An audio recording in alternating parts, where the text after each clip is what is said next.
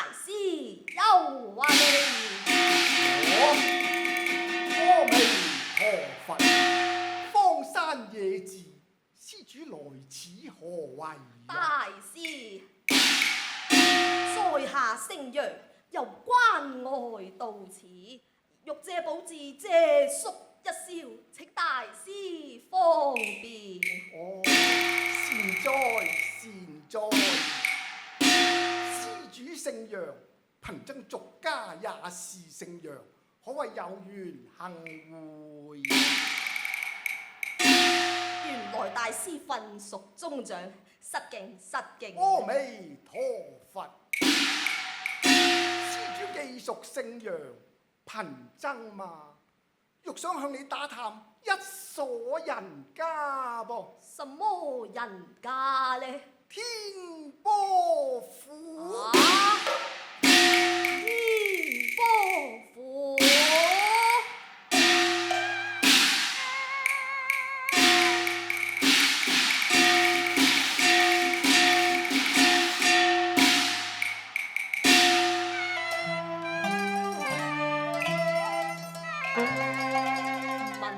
暗經王不由心，震盪古道無風。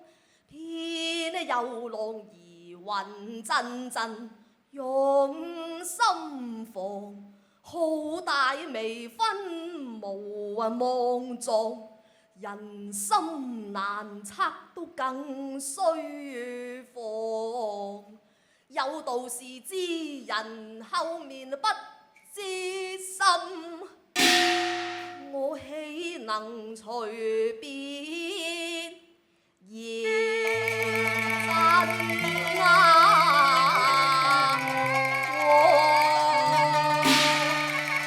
大師啊，在下由關外到此，我不知天波府是何等嘅人家，請大師詳告啊！於此上，施主請那天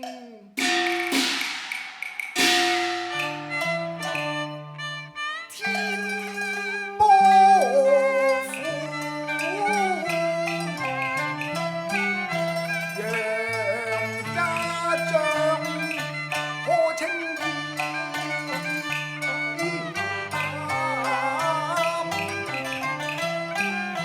中牙。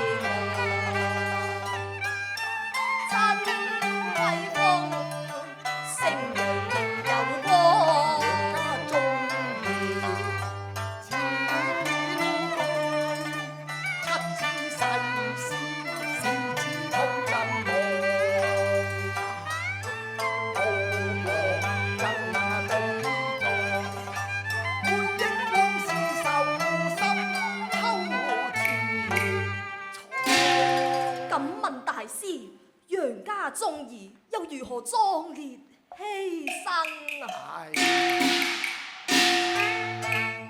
大一郎為宋王犧牲命喪，戰死金沙灘，心信家邦。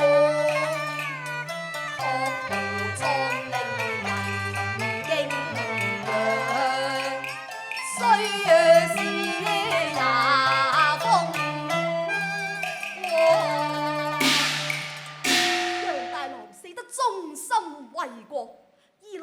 又怎樣啊？唉，前塵慘況未遺忘，楊二郎道兄上陣，誰料中伏未能見他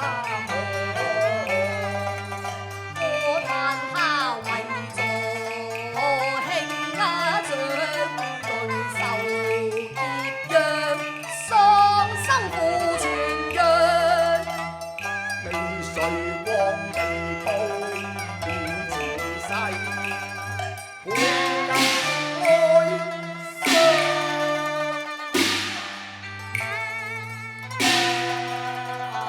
哎呀呀，二郎死得國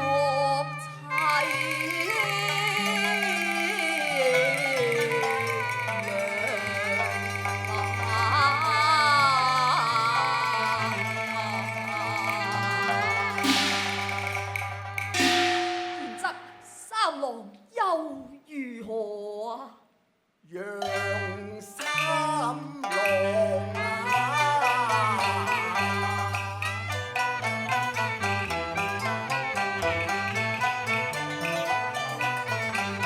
他被抹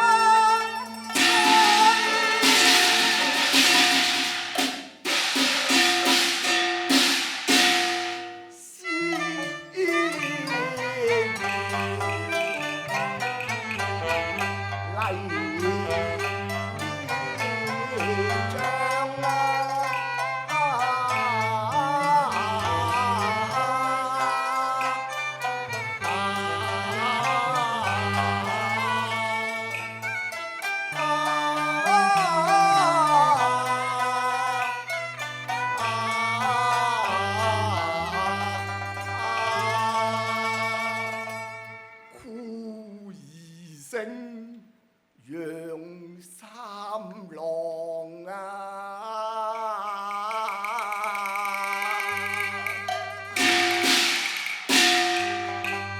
何烈莊，何烈莊，楊氏忠義郎，報家國絕世稀罕，還問你，還問你，楊四郎他生是跟風壞些個。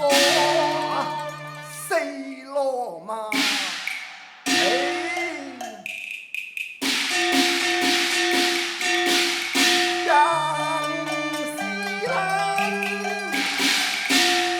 他流落番邦招為駙馬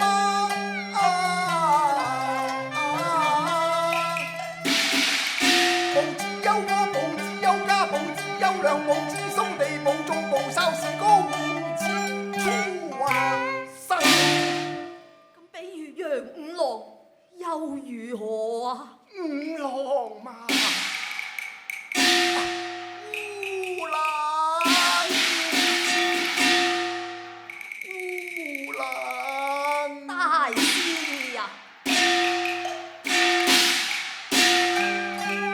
人的紅，紅的紅，淚汪汪，內心諷刺不得安，豈非因我聞起烏龍不勝家當，令你為日的看。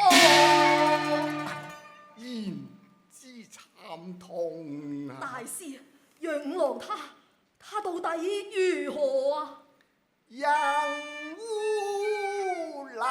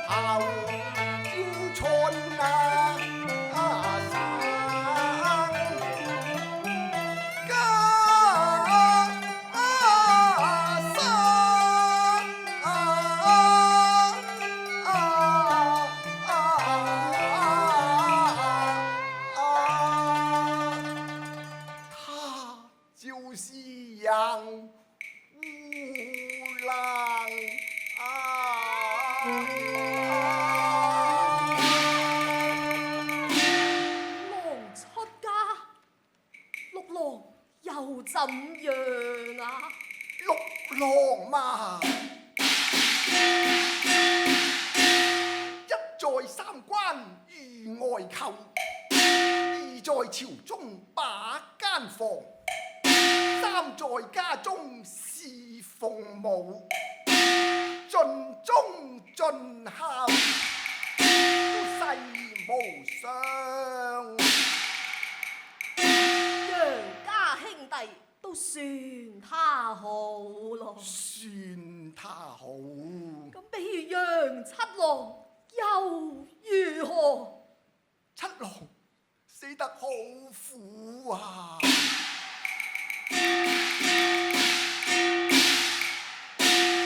想當初，七郎奉命歸去，班兵和將，想不到禍難預防，才入宋營卻遭奸黨，天殺的賊子潘仁美，將他困綁柳樹上，驚向七郎亂箭頭控全狀108字，他心中72天，慘啊慘落慘神，害他殘命喪，罷了七郎啊！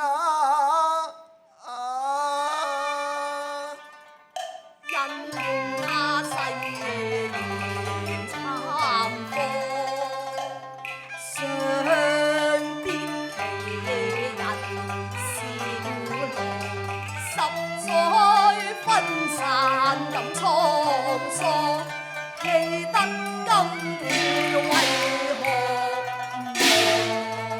拜見五哥？你是誰人啊？我就是六弟燕超啊！你係元超啊？六弟，五哥，六弟，五六哥啊！弟。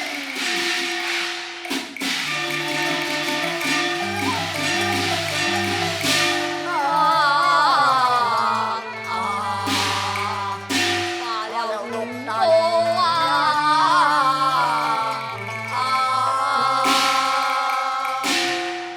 六弟，你因何來到五台山上？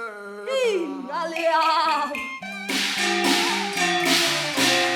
遵從我命，我了國，到父為骨，回鄉葬，歸途不慎，路行藏，參避調兵，窮追趕，為求躲避這禪房，不圖兄弟經相逢，正是天從人所望啊！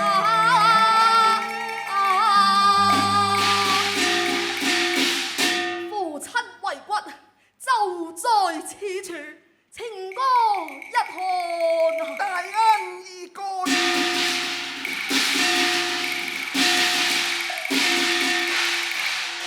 哎呀，阿爹，阿爹，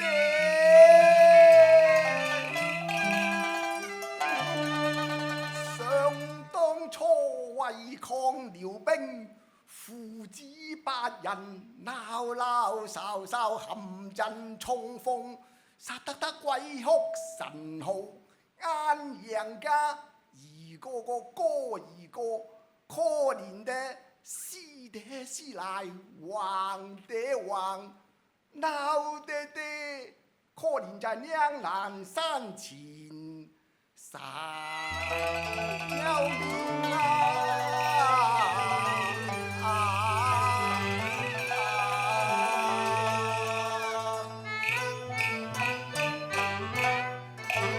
到如今係不忠不孝，你節烈盡忠，我就投生烏太，你就雲遊塞外，考呢個六帝延超，你千山還歲，還歲千山，脆骨回還，叫人怎不相情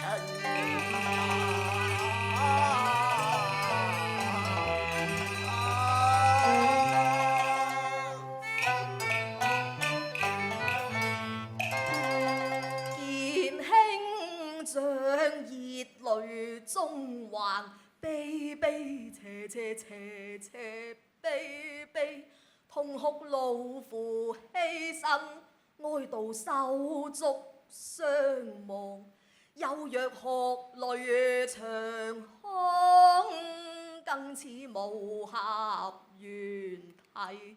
蒼地呼天乾腸寸斷，令我感動啊心靈